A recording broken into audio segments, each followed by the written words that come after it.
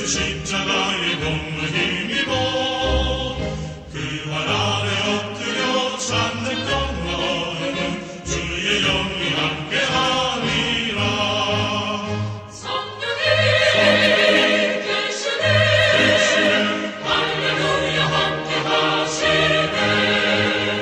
좁은 길을 걸으며 감동 기뻐하는 것 주의 영이 함께하니라.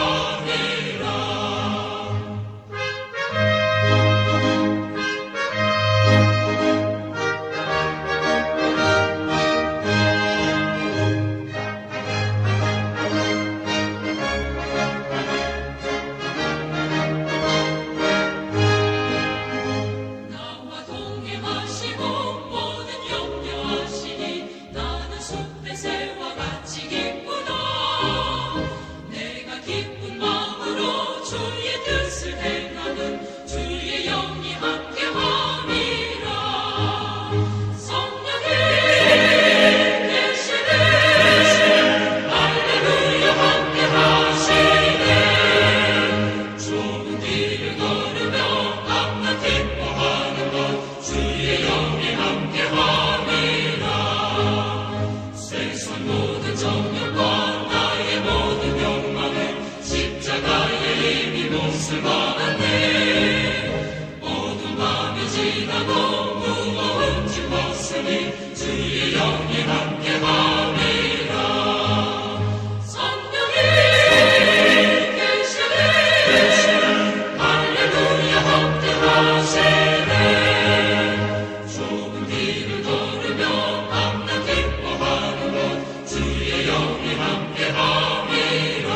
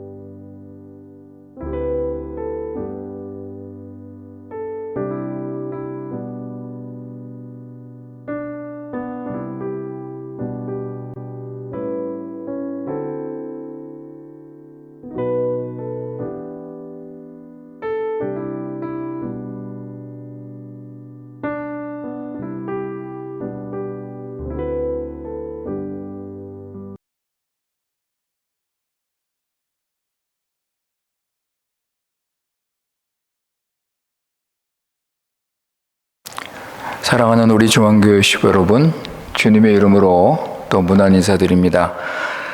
오늘 또 주님께서 또 이 수요 기도에 크신 은혜 내려주시고 하나님께서 또 말씀으로 찬양으로 기도로 우리에게 풍성한 은혜를 내리시기를 바랍니다. 오늘 우리 함께 나눌 말씀은 에베소서 5장 15절에서 21절 Efésios 5, 15 a 21. 에베소서 5장 15절에서 21절 말씀. 에베소서 5장 15절에서 21절 말씀. 오늘 이 시간 우리 하나님께서 우리에게 주시는 말씀입니다.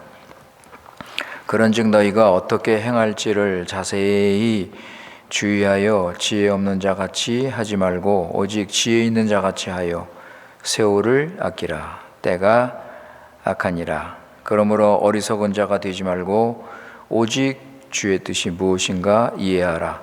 술 취하지 말라. 이는 방탕한 것이니 오직 성령으로 충만함을 받으라.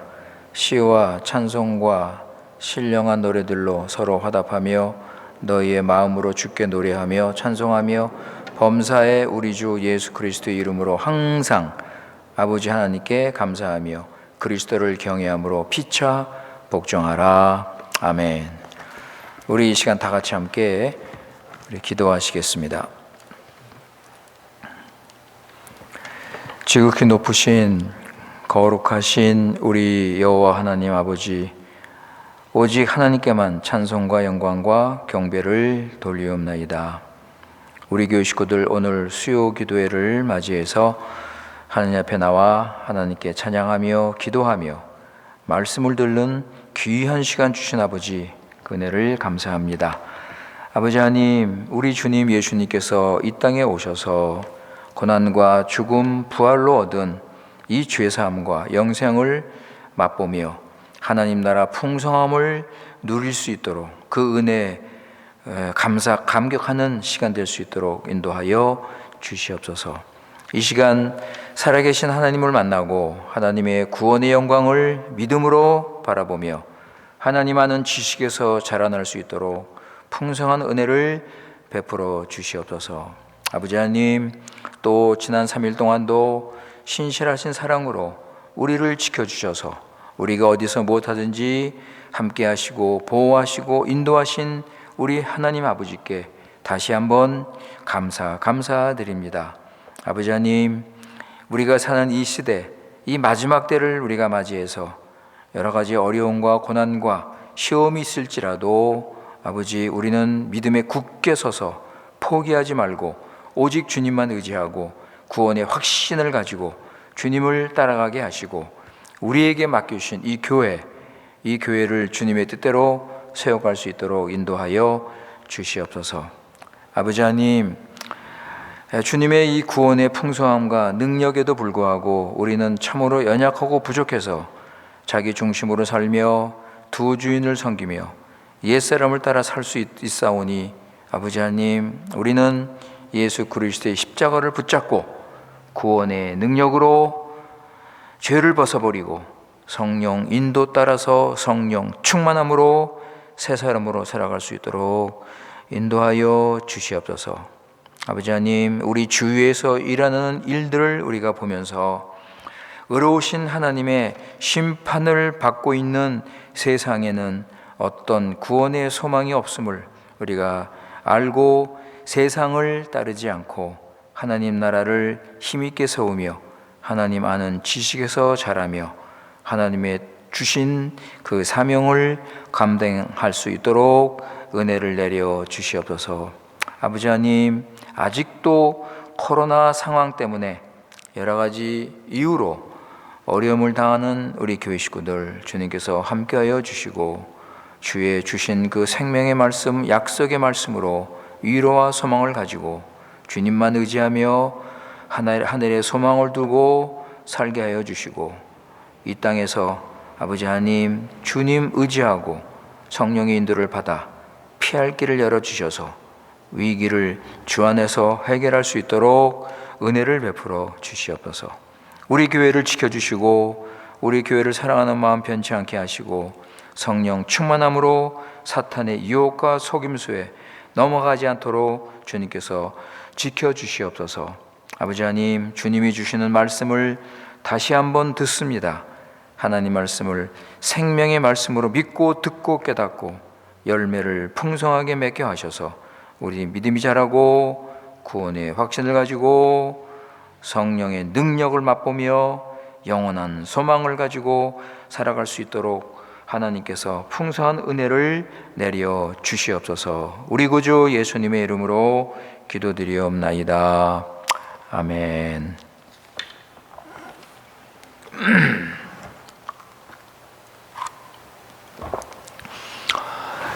우리 요즘에 성령님의 인도에 대해서 우리가 지금 계속 생각을 하고 있습니다. 이 말씀이 중요하기 때문에 우리가 반복해서 지금 생각을 하고 있기 때문에 여러분, 우리가 이 말씀을 듣고 이걸 늘 기억하셔야 됩니다. 우리 믿는 자 안에 성령 하나님께서 계시고 성령님은 말씀으로 믿는 자를 인도하신다는 이 사실. 그래서 우리는 갈라디아서 5장 16절 말씀, 성령을 쫓아 행하라. 성령을 쫓아 행하라. 이 말씀을 우리는 늘 기억하고 우리는 무엇하든지 언제나 어디서나 이 성령을 쫓아서 사는 삶을 우리가 살아가야 합니다. 그래서 나는 언제나 성령 인도 받아야 된다. 나는 언제나 성령 인도 받고 살아야 된다. 이런 것을 마음에 두고 이것을 생각하면서 성령의 인도를 받도록 힘써야 합니다. 그래서 우리가 성령의 인도를 잘 받기 위해서 네 가지 조건에 대해서 우리가 생각을 했습니다. 그래서 첫 번째는 육신을 죽여라 그랬습니다. 육신을 죽여라. 성령의 인도를 받기 위해서는 육신을 십자가에 날마다 못을 박아야 합니다. 육신은 우리의 신앙생활을 방해하는 아주 가장 무서운 방해물 중에 하나입니다. 그래서 이 육신을 따르면 우리는 성령의 인도를 받을 수 없습니다. 그래서 성경은 우리에게 분명히 가르치기를 너희가 성령의 인도를 받기 위해서는 이 육신을 죽여야 된다. 이것을 우리에게 분명하게 반복해서 강조를 하고 있습니다. 이 성경에서 반복해서 가르치는 것은 우리가 신경을 써서 기억하고 그 말씀을 순종해야 될 것입니다. 두 번째는 율법 아래 거하지 마라. 율법 아래로 다시 들어가지 말라. 율법 아래로 들어간다는 것은 우리가 율법을 순종해서 우리의 구원을 이룬다는 그런 뜻입니다, 여러분. 그래서 율법 아래 들어가면 그 율법을 순종해서 구원을 얻고 신앙생활을 한다는 그런 것이기 때문에 우리는 결코 율법 아래 신앙생활을 해서는 안 됩니다. 그래서 우리는 성령의 인도를 받으면서 성령의 힘을 의지해서 성령께서 주시는 그 능력으로 우리는 구원을 이루며 살아가야지 그 율법 아래 거하면서 우리 스스로 뭘 할 수 있다는 그런 생각으로 내 공로로 내 노력으로 내 수고로 내 의를 이루면서 한다는 생각을 해서는 안 됩니다. 이것이 성령 인도를 받는 아주 치명적인 이런 해라는 것을 우리는 반드시 기억해야 될 것입니다. 그 다음에 세 번째는 뭐냐면 하나님 말씀이 우리 믿는 자 안에 기록되어 있다. 이것을 기억하셔야 됩니다. 그래서 우리 심령이 믿는 자의 심령이 성령으로 거듭나고 새로워졌기 때문에 하나님 말씀을 받습니다. 하나님 말씀을 믿습니다. 성경 말씀이 하나님 말씀인 것을 그걸 의심하지 않고 믿습니다. 그래서 하나님 말씀대로 순종하려고 합니다. 그럴 때 성령님께서 함께 하셔서 가르치시고 깨닫게 하시고 인도하시고 그것만이 아니라 힘 주시고 능력을 주셔서 그 말씀을 순종하게 하십니다. 그렇기 때문에 하나님 말씀이 내 안에 있다는 것을 반드시 기억하시고 내 안에 있기 때문에 믿는 자는 하나님 말씀을 순종하려는 마음이 있습니다. 성령께서 그 마음을 주시고 또 함께 하시고 그래서 우리는 이런 그 새 시대의 은혜, 새 언약 시대의 축복으로 주신 이 은혜를 우리는 잊어서는 안 될 것입니다.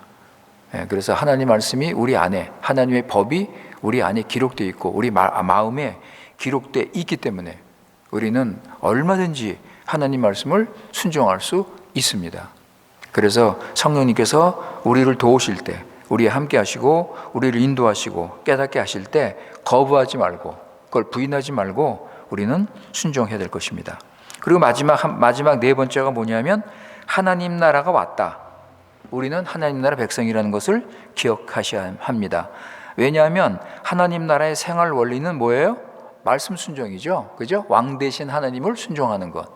그러니까 순종하기 위해서는 성령님의 인도를 받아야죠. 그래서 하나님 나라의 생활 원리가 성령 인도를 받으며 말씀을 순종하기 때문에 나는 하나님 나라 백성이다. 그래서 나는 하나님 나라의 생활 원리 따라 살아야 된다. 이 말씀을 기억하셔야 돼요. 그래서 이 네 가지를 우리가 성령 인도를 받기 위해서는 이 네 가지 조건이 우리에게 주어져 있기 때문에 이것을 잘 알아야 될 것입니다. 그래서 성령의 인도를 받는 것은 말씀을 순종하는 것이라고 그랬죠. 성령 인도 받는 것은 말씀을 순종하는 것이기 때문에 성령께서 말씀을 깨닫게 하시고 힘을 주시고 순종케 하시기 때문에 우리 믿는 자는 그 말씀을 감사함으로 순종하며 살아야 될 것입니다. 육신이 이렇게 성령 인도를 받으려고 할 때 육신이 방해를 하면 그 육신을 어떻게 하라고요? 육신을 십자가로 죽이고, 로마서 8장에 보면 성령으로 죽이고, 그러니까 말씀으로 우리가 말씀 따라 순종하려고 할 때 육신이 방해하면 그 육신을 예수님의 십자가로 성령으로 죽이고, 그리고 성령 인도를 받으며 살아야 합니다. 그럴 때 성령의 인도를 받으면서 성령 충만하게 되고 성령 열매를 맺고 분명한 인생의 목적이 하나님의 교회와 하나님 나라를 이루는 삶을 살게 되는 것입니다. 그런데 성령님의 인도를 받지 않으면 성령님이 어떻게 해요? 근심하신다고 그랬죠? 성령님이 슬퍼하시고 근심하시고 성령님이 소멸하신다. 그래서 성령 인도를 받지 않으면, 여러분이 만약에 이 습관적으로 계속 이 성령 인도를 받지 않으면, 그리고 육신을 따르면 둘 중에 하나예요, 여러분. 둘 중에 하나. 어린아이 신자이든지 아니면 종교인이든지. 종교인은 구원이 없는 사람이에요. 그러니까 내가 성령 인도를 받지 않고 여기에 별로 자꾸 잊어버리고 신경 쓰지 않고 관심이 없고 성령의 인도가 있는데도 따르지 않고, 그래서 계속 그 삶 성격 자체가 육신을 따르는 삶이라면 여러분 이거 위험 신호입니다. 어린아이 신자든지 아니면 종교인이에요, 여러분. 성령 인도를 받는 그리스도인이 아닙니다. 그렇게 볼 수가 없어요. 그러니까 여러분 이 문제를 가볍게 그냥 이렇게 넘기지 마시고 심각하게 이 문제를 우리가 생각해야 됩니다. 더 큰 문제는 뭐냐면 성령 인도를 받지 않을 때 거룩한 교회를 세울 수 없다는 거예요. 내가 육신을 따르면 나 때문에 예수님의 교회가 바르게 세워지지 않는다는 거, 이게 문제라고요. 그러니까 내가 성령 인도를 받지 않으면 내 구원만이 아니라 주님의 교회가 제대로 쓸 수 없다. 그러니까 내 구원과 우리 교회를 위해서 성령 인도를 받아야 되는 거예요. 이거 그래서 지난번에 성령 인도 받는 것은 교회를 위해서 받는 것이다라는 말씀을 드렸지 않습니까? 그리고 이 성령 인도를 받는다는 것은 일단 이렇게 생각하세요, 여러분. 얼마 전에 이 말씀을 드렸는데 다시 한번 말씀드리지만, 성령 인도를 받는다는 것이 우리가 사사건건 우리 조그만 이런 일까지 하나하나 전부 성령 인도를 받는다고 생각하면 그거 부담이 되죠. 그렇게 성령 인도 받을 수도 없고. 그러니까 우리가 성령 인도 받는 것을 내가 어떻게 아는가? 내가 지금 성령 인도 받는 것을 어떻게 성경적으로 그것을 바르게 할 수 있는가 할 때 두 가지 있다고 그랬잖아요. 내가 점점 주님을 따라가고 주님을 닮아가고 주님을 사랑하고, 예수님의 도덕적 성품, 그게 뭐예요? 성령의 열매죠. 그러니까 그렇게 내가 주님을 닮아가면서 주님을 따라가면서 주님의 그 도덕적인 성품을 지금 본받고 있는가, 이거 하나. 그리고 또 한 가지는 뭐예요? 분명한 하나님 나라의 목적을 가지고, 내가 구원받은 목적이 하나님 나라, 하나님의 교회이기 때문에 그거에 놓고 그것을 향해서 내가 꾸준히 그 표대를 향해서 꾸준히 가는 삶이 있는가. 이 두 가지만 있으면 비록 내가 성령 인도를 온전히 모든 생활 구석구석에서 그냥 구체적으로 못 받아도, 때로는 실수하고 때로는 넘어지고 잊어버리고 그래도 이 두 가지 성격만 있으면 나는 성령 인도 받고 산 사람이에요. 근데 그게 없으면 이제 문제가 되는 거죠. 성령 인도 받는다는 것을 우리가 일단 그렇게 해석을 하시면 됩니다. 그러면 좀 부담이 덜하죠. 성령 인도 받으라 할 때 모든 삶에서 무엇이든지 언제든지 성령 인도 받으라고 한다면 참 이게 부담이 되죠. 그럼 우리가 그렇게 어떻게 삽니까? 그러나 이 두 가지 특징이 있다면 나는 성령의 인도를 받고 사는 사람이에요. 그러면서 이제 점점점 경건하게, 점점점 거룩하게, 점점점 더 의롭게, 깨끗하게, 그렇게 성화의 삶을 점점 이제 살아갈 수 있는 것이죠. 그러니까 이 두 가지의 마음을 먼저 두시고 성령의 인도를 받으시기 바랍니다. 그러니까 성령 인도를 받을 때 중요한 것은 예수님을 닮아가는 것, 그리고 내 인생의 목적이 하나님 나라. 나를 내 자신을 드리면서 하나님 나라 목적을 위해서 사는 것. 이렇게 살면 나는 성령의 인도를 받고 있다. 이렇게 생각할 수가 있는 것입니다. 자, 오늘은 오늘 본문에 나오지만 오늘은 성령 충만에 대해서 말씀을 드립니다. 성령에 대해서 말씀할 때 이거 빠지면 안 되죠. 그죠? 이거 반드시 성령 충만에 대해서 제가 말씀을 드려야 됩니다. 그래서 이번에 성령인도 쭉 우리가 생각을 했는데 오늘 이 시간에는 우리가 성령 충만에 대해서 다시 한번 우리가 한번 이거에 대해서 우리가 깨닫기를 바랍니다. 오늘 18절 말씀 보시면 성령 충만을 받으라 그랬죠? 성령으로 충만함을 받으라. 그러니까 이게 명령이에요, 여러분. 이게 명령입니다. 헬라어로 보면 이게 명령인데, 그러니까 이거는 모든 그리스도인에게 주어진 명령이에요. 무슨 뭐 특별한 어떤 무슨 목사님이나 무슨 장로님이나 이런 뭐 직분을 가진 분에게만 주어진 명령이 아니고 모든 그리스도인들에게 주어진 명령입니다. 그러니까 모든 그리스도인은 성령을 충만해서 살아야 됩니다. 그러니까 성령 충만이 뭔지를 알아야죠. 그래서 오늘 시간에 성령 충만에 대해서 말씀드리는데, 먼저 성령 충만에 대한 오해가 있습니다. 성령 충만이 아닌 것들이 뭔가, 이 잘못된 가르침들이 있는데 그걸 몇 가지 좀 말씀을 드리겠습니다. 가장 많이 알려진 게 뭐냐면 방언을 해야 성령 충만하다. 이것이 많이 알려져 있어요, 여러분. 사도행전 2장에 보면 성령님이 오셨죠. 오순절 제자들이 거기 주님의 뜻에 따라서 기도하면서 있을 때 성령님이 임하셨습니다. 그럴 때 방언을 했어요. 거기 있는 사람들이 다 방언을 했습니다. 그러니까 그런 걸 보면서 성령 받으면 방언을 해야 된다. 이런 가르침이 자연스럽게 이렇게 퍼지게 됐습니다. 그러니까 이렇게 잘못된 이런 가르침. 그 다음에 또 하나는 뭐냐면 성령님이 임하시면, 성령 충만하면 신비한 경험을 한다. 입신을 하거나 아니면 어떤 환상을 보거나, 그래서 천국에 갔다 오거나 아니면 주님을 만나거나, 하여튼 이런 어떤 신비한 이런 경험을 하면 그것이 성령 충만이다. 그리고 또 어떤 가르침이냐면 이 마음이 뜨겁고 막 그냥 열정적이고 막 흥분 상태가 되고 막 마음이 고조가 돼서 말이죠. 막 기쁨과 그냥 이런 막 그런 그 감정을 막 누릴 때 이것을 성령 충만이라고 생각을 하는데, 그럴 수도 있겠죠. 그러나 그런 상태가 됐기 때문에 당신 성령 충만하다 이렇게 말씀을 할 수 없습니다. 오순절 교회에서는 성령 충만을 두 번째 성령 체험으로 그렇게 가르칩니다. 그러니까 예수님 믿을 때 성령 받고, 그리고 그거 가지고는 안 되고 두 번째 성령 세례를 받아야 된다 이렇게 가르칩니다. 그 두 번째 성령 세례 받는 게 그게 성령 충만이다. 그렇게 가르칩니다. 그래서 그렇게 성령 충만 받으면 방언하고 성령의 그 신비한 은사를 체험하고 신비한 경험을 하고 믿음과 확신이 생기고 막 기쁨과 감사가 넘치고 뭐 이런 식으로 이렇게 가르칩니다.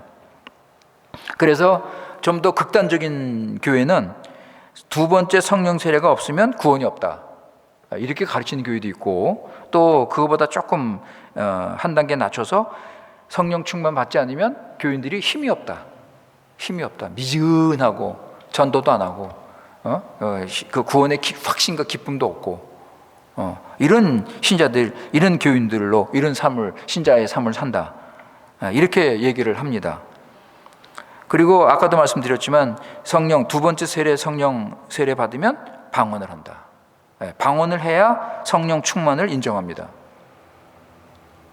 참 이상하게도 방언이 아주 중요한 은사로 이렇게 인정을 받고 있습니다. 이 성경에 보면 방언이 그렇게 중요한 게 아닌데 어떻게 이렇게 요즘 교회에 전부터 이 방언에 대한 이 중요성을 강조하고 있습니다. 이런 것들이 과거 기독교 역사를 보면 이런 일들이 많이 있었어요. 예를 들어서 2세기경에 몬타니우스라는 사람이 있었습니다. 몬타니우스. 이 사람이 성령의 운동을 시작했습니다. 왜냐하면 당시 교회가 성령의 역사가 점점점 사라지는 것을 보고 교회가 자꾸 그냥 차갑고 교회가 힘이 없고 교회가 세상을 이기지 못하고 이런 그 교회의 그 미지근한 상태를 보면서 이 몬타니아스라는 사람이 이 걱정을 하면서 이 성령의 운동을 시작했습니다. 그래서 오순절 성령 강림을 회복하자. 오순절 성령 강림의 그 능력, 충만을 회복하자. 그게 뭐예요? 오순절로 돌아가자는 거예요. 우리 오순절 성령 강림으로 돌아가자. 그래서 성령의 충만과 성령의 능력을 강조했습니다. 그래서 결국 신비한 체험이라든가 방언이라든가 예언이라든가 성령 능력이라든가 성령 받는 거에 초점을 맞췄습니다. 그래서 성령을 받기 위해서 금욕을 하라. 금욕주의. 자기 절제하고 자기 부인하고 금식하고 철야기도 하고 자기를 전적으로 막 드리고 이런 것들을 강조했습니다. 그러면서 모임이 점점 커지면서 이게 점점 신비주의로 빠지기 시작했어요. 그래서 말세 신앙을 강조하고 예수님의 재림을 사모하고 그리고 기존교회를 비판하고 기존교회가 힘이 없고 성령의 역사가 없고 해서 기존교회를 반대하고 비판하고 비난하고 그랬습니다. 그러다가 결국 이단으로 정죄를 받게 됩니다. 그러니까 이런 일들이 교회 역사를 보면 자꾸맣게 이런 있었는데 이것이 이 바르게 하려는 교회에 좋지 않은 영향을 줄 수밖에 없는 거죠. 그죠? 바르게 하려는 교회에 나쁜 영향을 준 거예요. 그래서 그 후에 기독교의 역사를 보면 이런 일들이, 이런 성령의 운동이 자주 일어났어요. 자주 일어났습니다. 그러니까 지금도 기독교 이름을 가지고 이단 사이비들이 이 성령 운동을 강조하면서 자기들이 무슨 진리인 것처럼 그렇게 교인들을 현혹하는 이런 일들이 많이 있지 않습니까? 그래서 수많은 교회가 이 성령 충만을 성령 은사라든가 아니면 어떤 신비한 경험이라든가 이 몇몇 어떤 예를 들어서 방언이나 예언이나 어떤 이런 특별한 현상을 중심으로 해서 가르친단 말이에요. 이게 성령 충만이라는 거예요. 특히 브라질 보세요, 여러분. 브라질 얼마나 이 영적으로 혼탁합니까? 브라질은 대부분이 이 오순절 교회인데 여기 보면은 성령에 대해서 대부분 잘못 가르치고 있잖아요. 은사 중심, 경험 중심, 기적 아니면 뭐 병 고치는 거, 뭐 이런 것 중심. 그러니까 이들이 그 하는 걸 보면 성령을 하나님으로 믿기보다는 무슨 에너지나 힘이나 능력으로 생각을 해서 성령을 자기 유익을 위해서 이용을 하지 않습니까? 이런 일들이 뭐 그냥 여기저기서 그냥 비일비재하게 지금 일어나고 있는 게 브라질 교회 현실이에요. 예. 이렇게 이런 일들이 일어나고 이런 것들이 인기를 얻고 이런 것들이 자꾸 퍼지는 이유가 뭐냐면 기존 교회, 뭐 장로교회나 뭐 침례교회나 이런 다른 교단 교회들이 힘이 없으니까 미지근하니까, 그죠? 네, 성령의 이런 기쁨이나 구원의 감사, 감격 이런 게 없으니까 상대적으로 이런 운동들이 자꾸 인기를 얻는 거예요. 이런 면에서는 우리 기존 교회가 반성을 해야 됩니다. 우리가 이런 성령 충만에 대해서 우리가 배워서 성경적으로 바른 성령 충만이 뭔가를 알아서 우리가 그걸 회복해야 돼요. 그냥 뭐 다른 오순절 교회에 일어나는 일들을 비판이나 하고 앉아있고 판단이나 하고 있는 게 아니라 우리가 이런 것들을 통해서 우리 부족한 걸 깨닫고 회개하고 우리 좀 더 신앙의 열심과 열정과 뜨거움이 좀 있어야 돼요. 네, 너무 그냥 앉아가지고서 그냥 뭐 조는지 기도하는지 뭐 예배하는지 뭐 그러니까 이런 행동이나 태도가 상대적으로 반발심을 일으키는 거예요. 그래서 오순절 운동이 일어난 것이 바로 그것 때문에 일어난 거 아닙니까? 하여간 여러분, 오늘 우리가 성령 충만에 대해서 우리가 배울 때 성경에서는 무엇을 말씀하는가, 성령 충만이 뭔가를 우리가 성경적으로 좀 바르게 알아야 됩니다. 일단 아까도 말씀드렸지만 18절에 보면 성령 충만을 받으라고 그랬어요. 이건 명령이에요. 그러면 우린 성령 충만을 받아야 돼요, 여러분. 안 받으면 불순종이에요. 아니, 하나님께서 성령 충만을 받으라고 그랬는데 나는 뭐 이 정도면 괜찮아? 예? 여러분, 이 뜨뜻미진하게 믿으면서 나는 뭐 이 정도면 괜찮아요? 성령 충만이 없잖아요. 없으니까 그렇게 힘이 없고 교회를 사랑하는 그런 뜨거움이 없고 주님을 향한 열정이 없고 영혼을 사랑하는 마음이 없고 전도도 안 하고, 안 그렇습니까 여러분?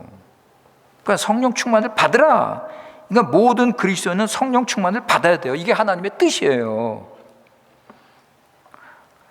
그런데 우리가 이 성령 충만을, 여기 보시면 성령 충만을로 받으려고 그랬는데, 이걸 원어로 보면 이 동사 시제가 뭐냐면 현재 수동태형이에요. 그래서 수동형 동사입니다. 성령을 받으라는 게. 그러니까 성령으로 충만케 되어라, 그런 뜻이에요. 이걸 정확하게 해석하면 성령으로 충만케 되어라, 수동형 동사입니다. 포로 하면 encheivos do Espírito Santo. 이거 완전히 수동형이에요. 그러니까 하나님의 행위가 강조되는 거예요. 하나님의 행위. 성령 충만은 하나님이 주신다. 하나님이 주신다는 거예요. 그러니까 하나님께서 성령 충만을 주시면 우리는 성령 충만을 받는 거예요. 믿음으로. 성령 충만을 우리가 받는 거라고요. 받으라고 그랬으니까 받아야죠. 성령 충만을. 그러면 우리가 가만히 아무것도 안 하고 앉아 있으면 성령 충만을 주시는가? 그건 아니죠. 수동령이라고 그래가지고서 우리는 로봇처럼 기계처럼 가만히 있으면 됩니까? 그건 아니라고요. 그러면 누가 성령 충만 받습니까? 누가 성령 충만 받고 사는 거예요? 성령 세례 받고 그리스도인이 돼서 회개하고 그리고 성령의 인도를 받는 사람이 성령 충만 받지 않겠습니까? 그죠 여러분? 그냥 세상 사랑하고 육신 따라가 사는데 그냥 갑자기 성령 충만이 임합니까? 물론 하나님께서는 그럴 수도 있어요. 그런 놀라운 어떤 기적을 베풀 수는 있지만 일반적으로 이렇게 보면 누가 성령 충만 받는가 할 때 성령 세례 받고 그리스도인으로 변화가 돼서 이제 회개하고 죄를 멀리하고 그리고 성령의 인도를 받고 사는 사람에게 하나님께서 성령 충만을 주시는 거예요.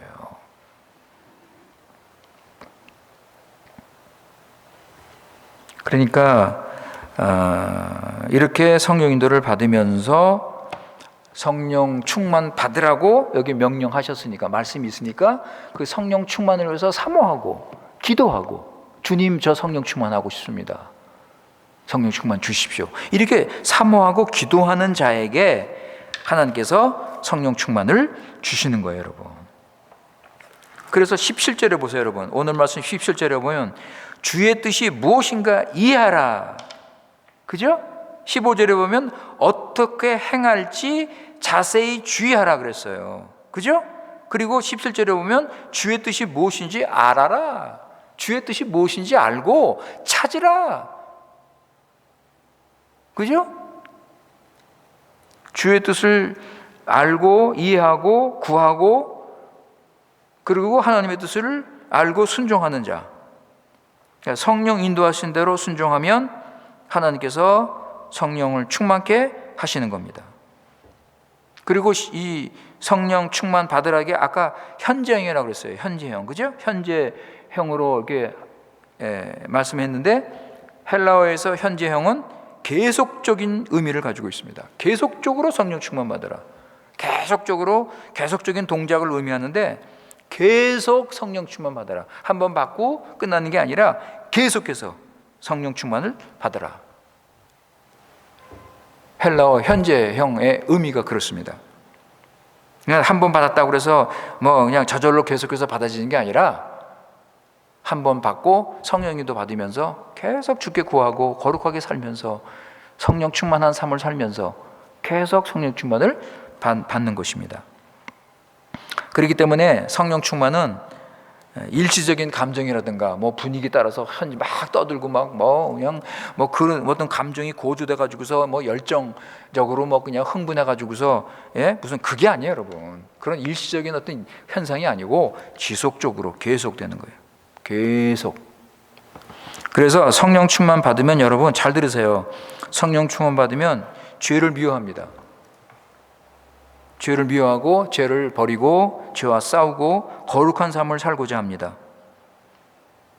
주님을 사랑하고 주님을 순종하고 그러니까 전 인격적으로 주님을 순종하고 주님을 사랑하고 그러면서 점점 주님을 따르면서 주님을 닮아갑니다. 그리스도의 형상으로 닮아가는 거예요. 점점 경건한 삶, 점점 성령 인도받고 거룩한 그리스도인으로서 신령한 그리스도인으로서 성장하는 거예요.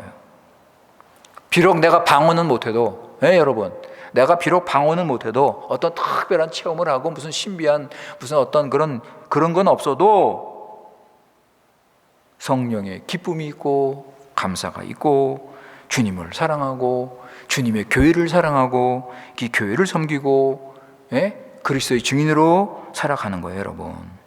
우리 로마서 8장 12절 17절 보실까요? 호마노 오이또 도지 디제세치.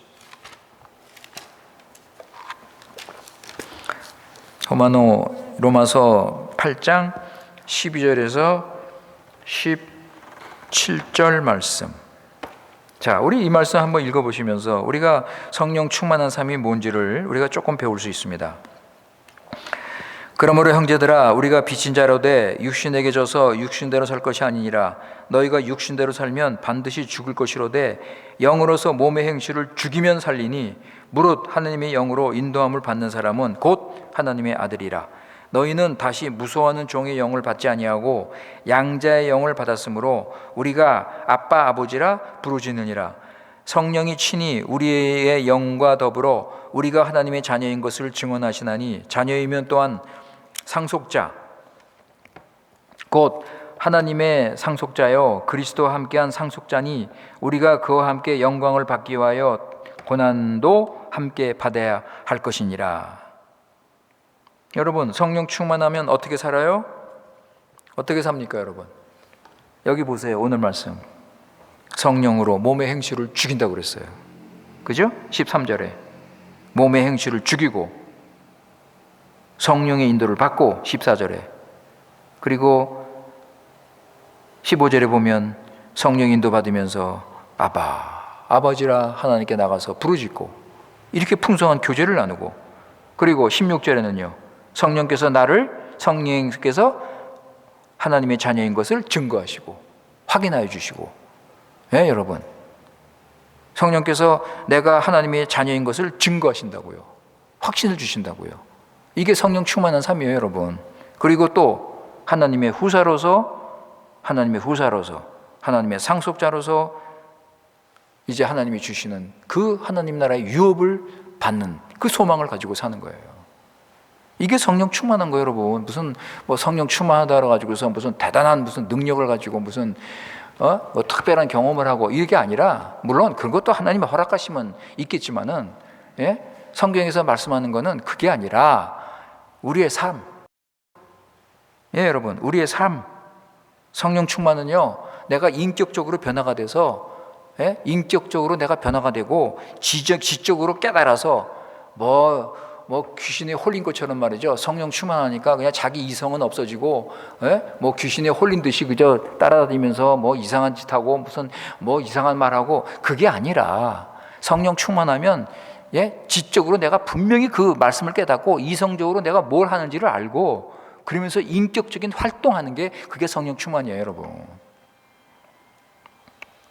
그래서 골로새서에서는 에베소서에서는 성령 충만이라고 그랬는데 골로새서에서는 그래서 말씀 충만이라고 그러잖아요. 말씀으로 충만하는 게 성령 충만이라고요. 말씀을 깨닫고 그 말씀을 내가 알아서 그 말씀이 뭘 가르치는지 깨달아서 그 말씀대로 나를 들이면서 나를 죽이면서 순종하는 거. 그 말씀 충만이에요 여러분. 성령 충만이. 그러니까 내가 분명히 알고 깨닫고 의식적으로 그걸 받고 멍해가지고서 무슨 성령 충만해가지고서 무슨 자기 이성은 없어지고 감정만 살아가지고서 무슨 이상한 말을 그게 아니라고요. 그런 경험을 하나님이 주실 수도 있어요. 그 경험을 부인하는 건 아니지만 이성의 역사가 있고 말씀을 알고 지정의적인 어떤 그런 확실한 활동이 있는 거라고요. 요즘에 이런 것들을 이런 것보다 현상을 더 강조하고 경험을 더 강조하잖아요. 그러니까 성숙하고 인격적으로 성령의 열매를 맺고 주님을 닮아가는 그리스도인이 별로 없는 거예요. 자, 우리 골로새서 3장 15절에서 17절 보실까요? 골로센세스 3 15 17. 골로새서 3장 15절에서 17절. 그리스도의 평강이 너희 마음을 주장하게 하라. 너희는 평강을 위하여 한 몸으로 부르심을 받았나니 너희는 또한 감사하는 자가 되라. 그리스도의 말씀이 너희 속에 풍성히 거하여 모든 지혜로 피차 가르치며 권면하고 시와 찬송과 신령한 노래를 부르며 감사하는 마음으로 하나님을 찬양하고 또 무엇을 하든지 말에나 일에나 다 주 예수의 이름으로 하고 그를 힘입어 하나님 아버지께 감사하라. 그죠? 에베소서 문맥하고 거의 비슷하잖아요. 자, 그러면 성령 충만하면 그 결과가 무엇인가? 오늘 본문으로 다시 돌아가세요. 성령 충만하면 그 결과가 뭐예요, 여러분? 19절에 보시면 시와 찬송과 신령한 노래들로 서로 화답하며 너희의 마음으로 주께 노래하며 찬송하며. 여러분, 성령 충만하면 참된 예배가 나타나요. 참된 예배의 모습이잖아요. 이 19절 이 말씀이 참된 예배의 모습 아닙니까? 성령 충만하면 하나님께 드리는 예배가 살아나요. 예배가 생명력이 있어요. 예배가 하나님을 찬양하고 막 그냥 하나님을 높이고 하나님이 주시는 풍성한 은혜를 누리면서 기뻐 감사하고, 이 성령 충만 받을 때 나타나는 현상이 참된 예배가 회복이 되는 거예요. 그리고 20절 21절에 보면 범사에 우리 주 예수 그리스도의 이름으로 아버지께 감사하고 복종하고, 하나님과 예수님께 감사하고 복종하는 그런 삶을 살아가는 것입니다. 그리고 22절부터, 우리가 이거 읽지는 않았지만 22절부터 쭉 보시면 여러분, 22절부터 6장까지 보시면 여러분 어떤 변화가 나타납니까? 성령 충만하면 생활의 변화가 나타나죠. 부부 사이에 서로 사랑하고 순종하고 부모와 자녀 사이가 회복이 되고, 예? 이 가정이 변화가 되는 거 아닙니까? 그 다음에 또 뭐가 나와요, 여러분? 일터에서 주인과 종이 서로 하나 되고 존중하고 섬기고, 이런 일이 나타나는 거예요. 그러니까 가정과 일터에 하나님의 나라가 세워지는 거예요. 성령 충만한 삶이 이렇게 나타나는 것입니다. 그러니까 성령 충만한 것이 뭐냐? 일단 우리가 에베소서에서 볼 수 있는 게 뭐예요? 예배가 변화되는 거예요. 내 예배가 변화가 됩니다. 부부 사이가 변화가 되고 가정이 회복이 되고 내가 일하는 그 일터가 하나님 나라가 되고, 이게 성령 충만한 열매입니다. 성경에서는 이거를 우리가 가르치는 거예요. 15절부터 18절까지 다시 한번 보시면 거기에는 지혜 있는 자와 어리석은 자를 분리하죠? 분리해서 비교를 합니다. 지혜 있는 자, 어리석은 자. 여러분, 누가 지혜 있는 자라고요? 누가 지혜 있습니까? 15절에 보면 어떻게 행할지를 주위에서 아는 자. 그죠? 그리고 17절에 지혜 있는 자가 누구예요? 주의 뜻이 무엇인지 알고 순종하는 자. 이게 지혜 있는 자예요, 여러분. 누가 어리석은 자입니까? 누가 어리석은 자예요? 주 뜻대로 행하지 않는 자. 그리고 18절에 보면 술 취한 자. 술 취한 자. 여기 보면 이 술이 뭘 상징적으로 보여주죠? 이 포도주가 뭘 상징합니까? 성경에 보면 세상, 쾌락, 즐거움. 그죠? 그러니까 세상에 취한 자. 그러니까 결국은 성령 충만은 누구에게 주어지는 거예요? 지혜 있는 자에게 주어지는 거죠. 그죠? 지혜로운 자에게 성령 충만은 주어지는 거예요. 주 뜻대로 순종하는 자. 그래서 성령의 인도는 말씀의 인도. 성령 인도는 말씀의 인도고 성령 충만은 말씀의 충만이다. 그 말씀을 순종하지 않으면 성령 충만은 없다. 받을 수 없다. 말씀을 순종하지 않으면서 성령 충만을 받은 것은 그건 지극히 위험한 거예요. 지극히 위험한 거. 그건 하나님이 주시는 영이 아니라 거짓된 영, 속이는 영, 그런 영, 어둠의 영이 될 수 있습니다. 그러니까 이것들을 우리가 잘 조심해 있어야 돼요. 무조건 성령 받는다고 기도하고 성령 충만 받겠다고 했는데 실제적으로 자신은 말씀을 순종하지 않아요. 육신 따라 살아. 두 마음을 가지고 있어요. 그러면서 어떤 영을 받았다? 무슨 영이겠습니까? 성령께서 그런 사람 마음에 오시겠습니까? 그죠? 그러니까 그렇게 헛된 영, 거짓 영을 받아가지고 교회에 와서 혼란케 하고 교회 무너뜨리고 이런 일들이 얼마나 많이 있습니까?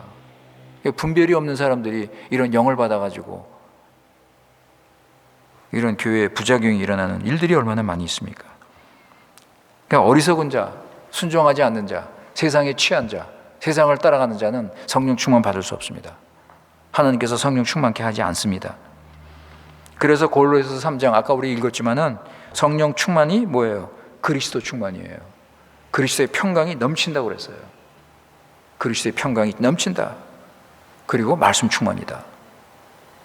말씀 충만도 없고 그리스도의 평안도 없고 그리스도 사랑도 안 하고 그런데 성령 충만을 받는다? 이런 일은 없습니다. 그냥 말씀과 성령은 함께 가는 거예요. 오늘 말씀 19절에 보면 그러면 18절에 보면 성령 충만을 받을 때 가장 방해하는 게 뭘로 나타납니까? 술 취하지 말라. 오직 성령 충만을 받으라. 그러니까 술 취하는 거하고 비교를 하는 거예요. 성령 충만과 술 취하는 거. 그러니까 성령 충만은 하나님 나라의 특징이잖아요. 술 취하는 거는 세상 나라의 특징이라고요. 세상 사람들은 술 취하면서 술의 힘에 의해서 그렇게 이성을 깨닫지 못하고 그렇게 살아가지만 하나님 나라 백성은 성령 충만을 받는다. 그래서 포도주는 보면 세상의 유혹과 즐거움과 쾌락을 상징적으로 보여주고 있는데 많은 교인들이 이 술에 취해 있습니다. 많은 교인들이 술에 취해 있습니다, 여러분. 그래서 세상을 사랑합니다.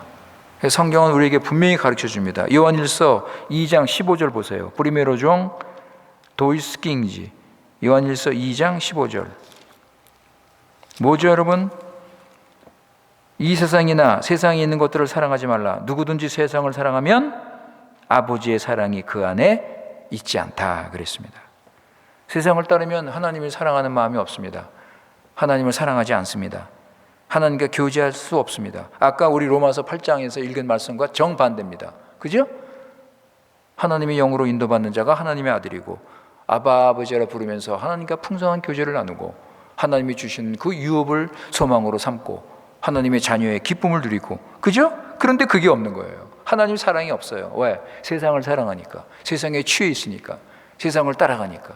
하나님을 사랑하는 마음이 없고 하나님을 사랑하는 마음이 없기 때문에 하나님과 교제하지 않습니다. 하나님을 아바 아버지라 부르는 이런 풍성한 교제가 없어요. 그러면 결국 성령님께서 근심하시고 그 사람은 육신을 따르고 육신의 일을 가지게 되고 하나님 나라 유업을 받지 못하게 될 것입니다. 그래서 여러분, 자, 말씀을 마치면서 16절 보세요. 세월을 아끼라, 때가 악하니라. 경고의 말씀을 하고 있습니다. 아주 중요한 권면입니다. 세월을 아끼라. 여러분, 세월을 아끼라 밑에 보면, 밑에 조그만 글씨를 보면 기회를 사라. 헬라어로 의미는 뭐냐면 기회를 사라, 기회를 이용하라, 기회를 선용하라, 그런 뜻입니다. 그런데 한국말로는 세월을 아끼라라고 번역이 되어 있습니다. 기회를 힘써서 선용해라. 하나님 나라, 하나님 영광, 지혜롭게 살기 위해서, 성령 인도받고 성령 충만받기 위해서 기회를 선용하라, 기회를 이용하라. 하나님이 주신 이 기회를 놓치지 마라. 세상 것 때문에, 세상 그 썩은 세상에 취해가지고서 육신 따라 살면서 이 기회를 놓치지 말고, 이 세상이 지금 얼마나 악한 거를 알고 이 세월을 아껴라, 이 기회를 선용하라. 데살로니가전서 5장 5절 8절 보실까요? Primero Tesalonicenses 5:8.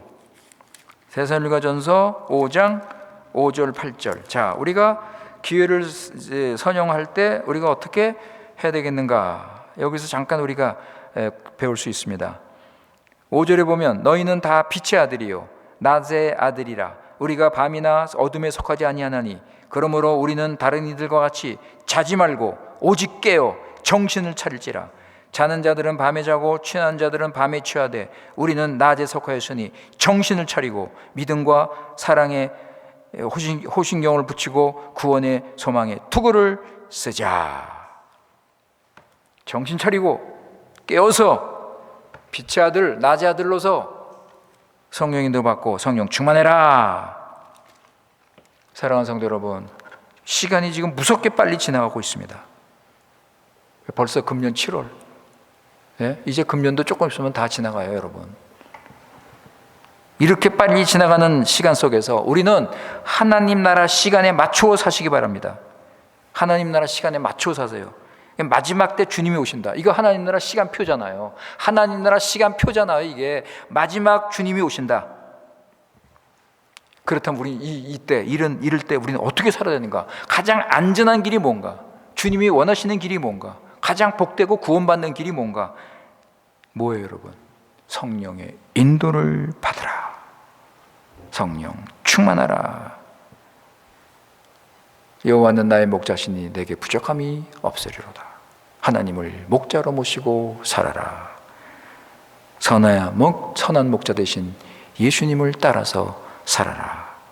그래야 너희는 풍성한 생명을 누릴 수 있는 것이다. 기도하겠습니다. 아버지 하나님, 오늘도 성령에 대한 말씀 가운데 성령 충만에 대해서 말씀을 드렸습니다. 성령 충만은 어떤 목사님이나 장로님, 어떤 특별한 직분자가 받는 것이 아니라 모든 그리스도인에게 주시는 말씀입니다. 성령 인도 받고 주님을 사랑하고 순종하면 하나님께서 성령으로 충만케 하신다고 말씀하셨습니다. 성령 충만 받으면 시와 찬미와 신령한 노래로 하나님을 찬양하고, 그래서 예배가 힘이 있고 살아있고 생명이 있고 생동감이 넘치고 감사 기쁨으로 주님을 순종하면서 살게 됩니다. 아버지 하나님, 지금 많은 교인들이 세상의 술에 취해서 성령을 모르고 육신 따라서 형식적인 신앙생활을 하고 있습니다. 지금 마지막 때 세월을 아끼고 정신 차리고 회개하고 주님께 돌아와서 성령 인도 받으면서 주신 사명 감당할 수 있도록 은혜를 내려 주시옵소서. 아버지 하나님, 우리를 이대로 두지 마시고 이 마지막 때 말씀과 성령으로 깨어서 세상 사랑을 버리고 하나님 나라를 위해서 그 나라 그 일을 먼저 구하며 살아갈 수 있도록 은혜를 내려 주시옵소서. 성령 충만한 삶 살아갈 수 있도록 인도하여 주시옵소서. 우리 구주 예수님의 이름으로 기도드리옵나이다. 아멘.